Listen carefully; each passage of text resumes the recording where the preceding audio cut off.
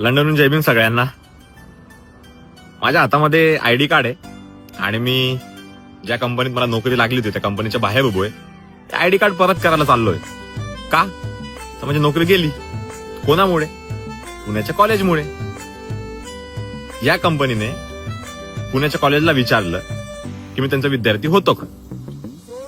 त्या कॉलेजने सांगितलं नाही आणि त्याच कॉलेजने माझे युनिव्हर्सिटीच्या ऍप्लिकेशनच्या टायमाला मला 2 लेटर ऑफ रिकमेंडेशन दिले होते. मग यावेळेस तिने का नाही सांगितलं? कारण नकोय ना, आम्ही पुढे गेलेलो नकोय तुम्हाला. हे फक्त आयडी कार्ड किंवा ही फक्त नोकरी नव्हती.